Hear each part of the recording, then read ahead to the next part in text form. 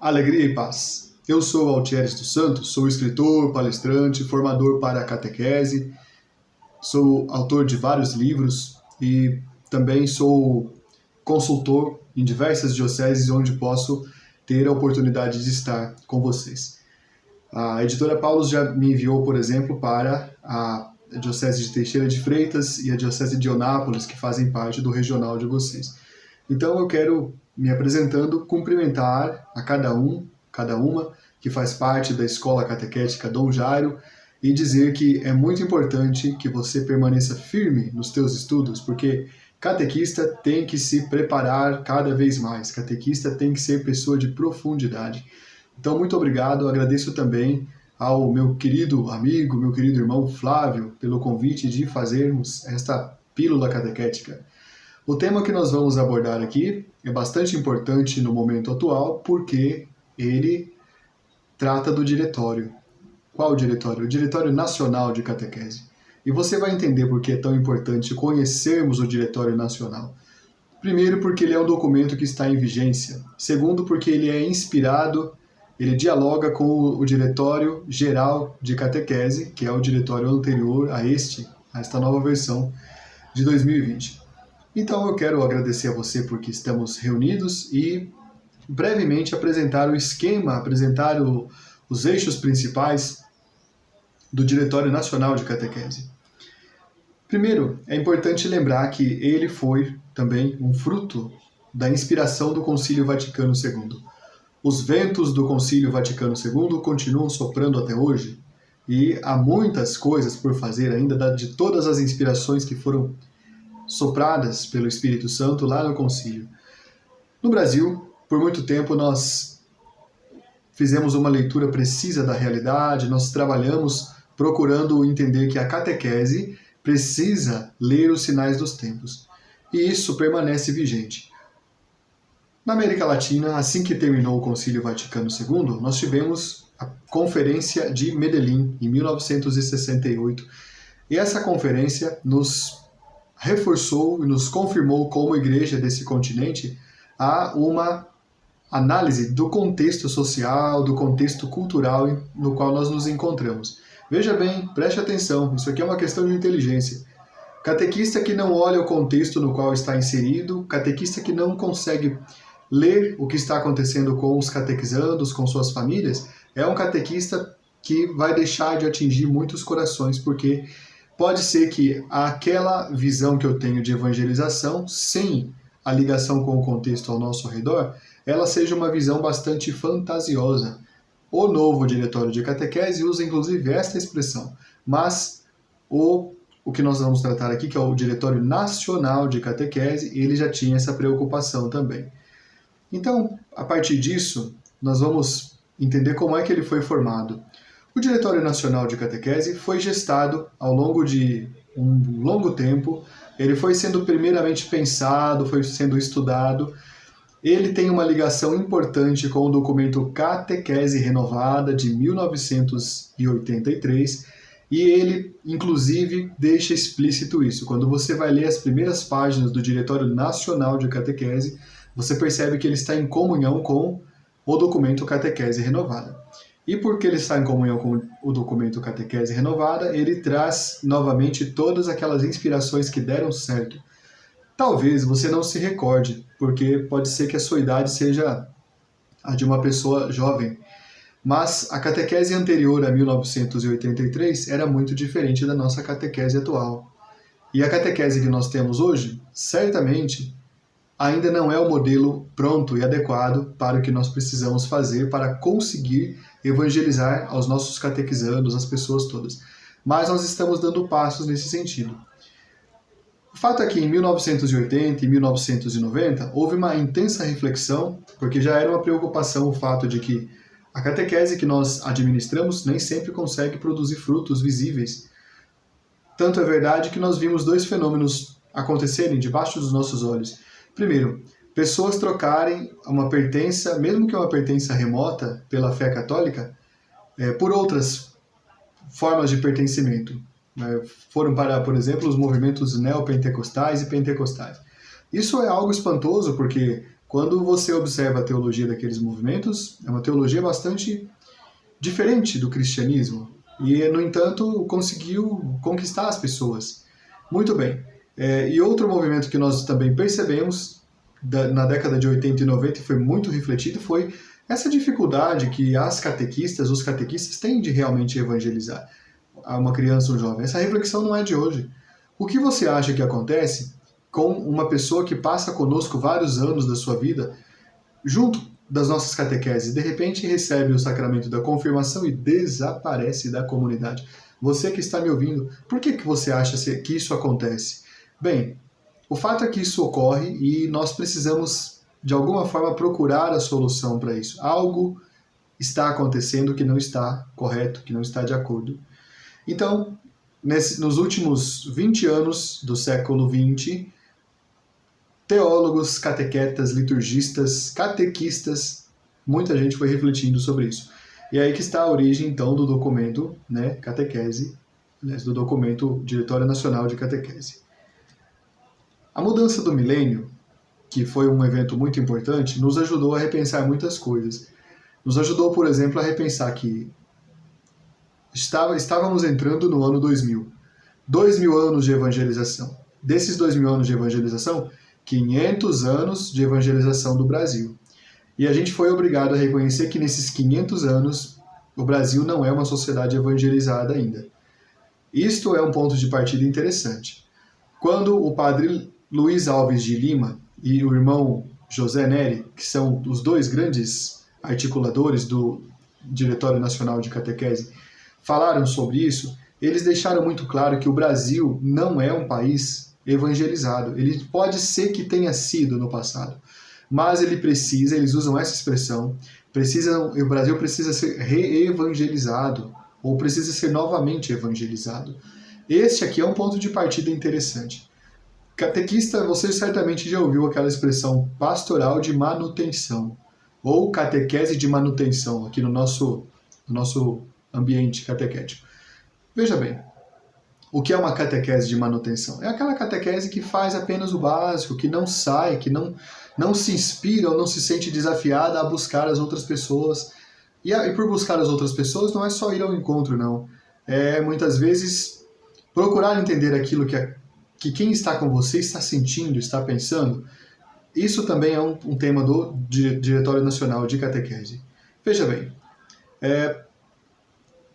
então em 1983 surgiu o documento Catequese Renovada e no ano de 1992 surgiu o Catecismo da Igreja Católica, que teve uma reformulação final em 1997 e é o documento final que nós temos.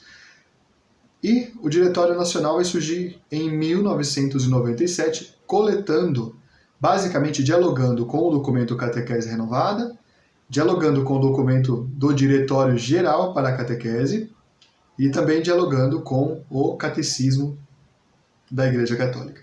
Por que é importante lembrar desses documentos? Porque eles são a base e se você quiser se aprofundar bastante no Diretório Nacional, é bom que também você saiba que ele tem essas matrizes, essas referências. Um grupo de catequetas se reuniu, então, no final aí da década de 1990 e nos apresentou essa possibilidade. Após muitas idas e vindas, trouxe de volta para a gente o Diretório Nacional de Catequese. Então, veja bem, como que foi o processo de redação, que eu acho muito importante. Ele foi um processo que levou em conta muita gente que trabalha na catequese. Então, se você olhar direitinho para o Diretório Nacional de Catequese, você vai perceber que ele dialoga muito com o nosso universo, com o nosso campo. E ele não fica falando de teorias que estão soltas por aí, não é? O que tem de interessante no Diretório Nacional de Catequese? Veja bem. Primeiro que ele teve uma série de alterações, idas e vindas, infinitas redações, e, finalmente, na Assembleia da CNBB de 2005, ele foi aprovado.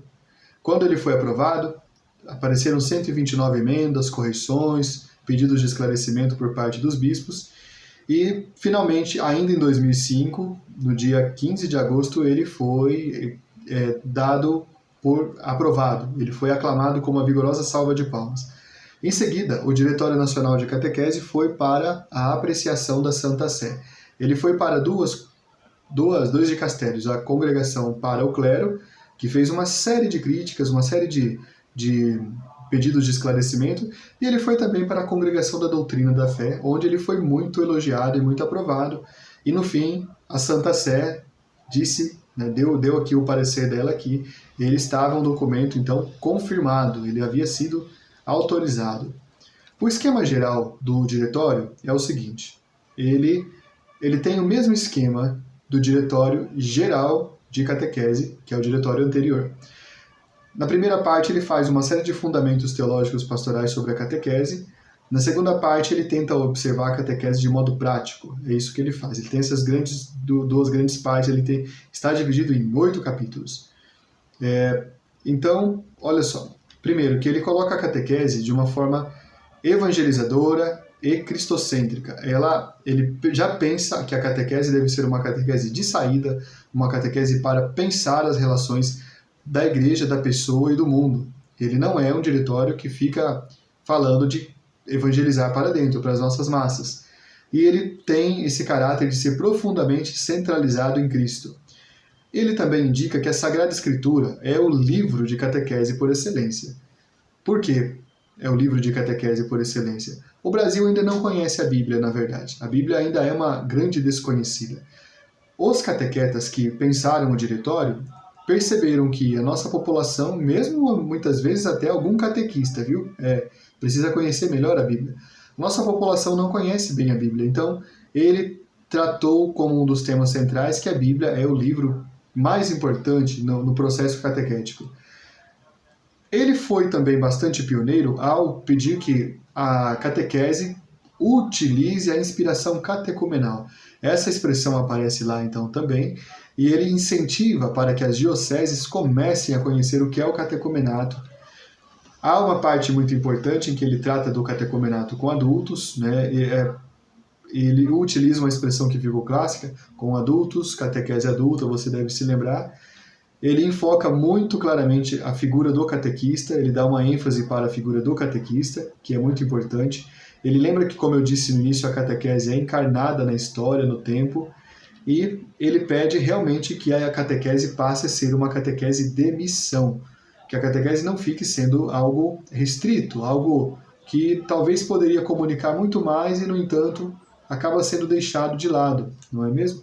Veja bem, vamos para uma parte rápida sobre como é que ele está dividido, então. Em 2 partes, como vimos, e agora eu vou descrever os 8 capítulos que ele tem. No primeiro capítulo, o título é Movimento Catequético, as conquistas recentes. Ele passa a descrever quais foram os avanços que a catequese no Brasil teve nos anos anteriores à sua redação. Ele cita, portanto, bastante claramente o documento Catequese Renovada. Ele também, no capítulo 2, ele se chama A Catequese na Missão Evangelizadora da Igreja. E ele centraliza a catequese para que as comunidades passem a entender que a missão é algo central e a missão vem junto com a catequese. E quando eu estou falando de missão, você pode estar pensando, tem que enviar alguém em missão. Sim, é isso mesmo. A catequese tem que desenvolver uma cultura de que católicos são missionários. Católicos são enviados em missão ao mundo por Deus. Católicos são enviados em missão ao mundo pela Igreja. É isso que nós temos que pensar e incentivar os nossos catequizandos para entenderem. O capítulo 3 faz uma contextualização. O título dele é Catequese Contextualizada, História e Realidade. Ele analisa o mundo da época, né, o contexto histórico, e ele dá, a partir dali, a direção das lacunas que devem ser preenchidas e também das dificuldades que se enfrenta no mundo. E o capítulo 4 chama-se Catequese, Mensagem e Conteúdo. A grande mensagem é Jesus e o conteúdo também ao mesmo tempo, e ele trabalha ali um primeiro esboço do que depois poderia vir a ser o itinerário catequético.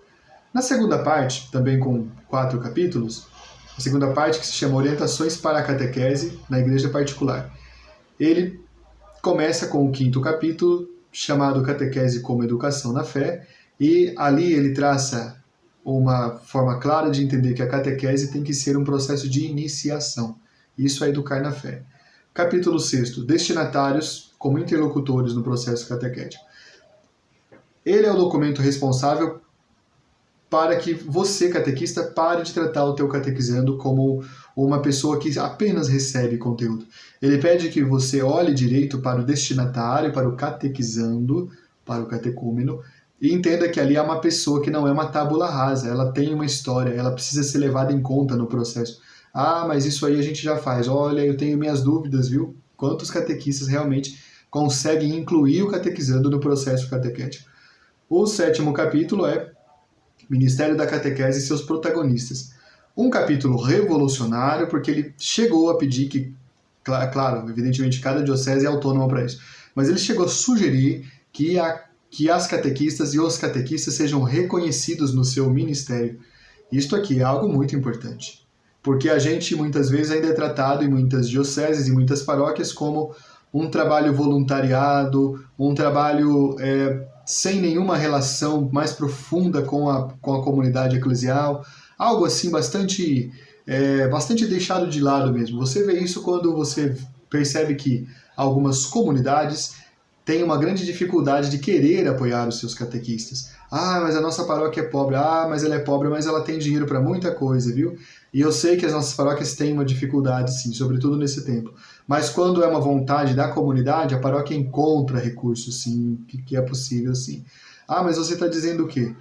Eu estou dizendo basicamente que em muitos lugares a catequista tem que comprar os próprios livros para estudar, livros de aprofundamento. Ela muitas vezes, ou o catequista, né? Eles são obrigados a comprar os materiais que eles precisam até para evangelizar os catequizandos. É isso que acontece. Então, é algo ainda para ser pensado isso aqui. E por fim, no 8º capítulo, chamado Lugares e Organização da Catequese, ele explica de uma forma muito clara e tranquila diversas situações como a catequese pode se estruturar dentro de cada realidade. Por exemplo, ele cita catequese junto às periferias geográficas e existenciais, catequese junto com a realidade de movimentos sociais, por exemplo, cita o Sem Terra, catequese com quilombolas, com crianças, catequese com diversas realidades urbanas, rurais, enfim. O Diretório Nacional de Catequese é um documento ainda por ser descoberto, é um documento muito rico, e é um documento que precisa ser a todo custo interpretado e lido por toda a comunidade, não só o grupo das catequistas e dos catequistas. É um documento que faz toda a diferença. Ele é um diretório da igreja, ele é parte do ensinamento do magistério sobre o que é a catequese, e eu recomendo que você leia, estude e ame o nosso diretório, ele merece ser tratado com todo carinho. A você que acompanhou até aqui, muito obrigado, eu agradeço muito, espero em algum momento poder ir aí apertar pessoalmente a sua mão, dar um abraço em você, e peço também que você, caso queira, me siga nas minhas redes sociais. Há uma página na qual eu ofereço muito conteúdo para catequistas, que é Catequista em Missão. Eu ficarei muito feliz se os catequistas da comunidade da Escola Catequética, que é uma comunidade educativa, Dom Jairo, estiverem conosco também. Um abraço muito carinhoso, um beijo, fique com Deus e até mais. Um forte abraço.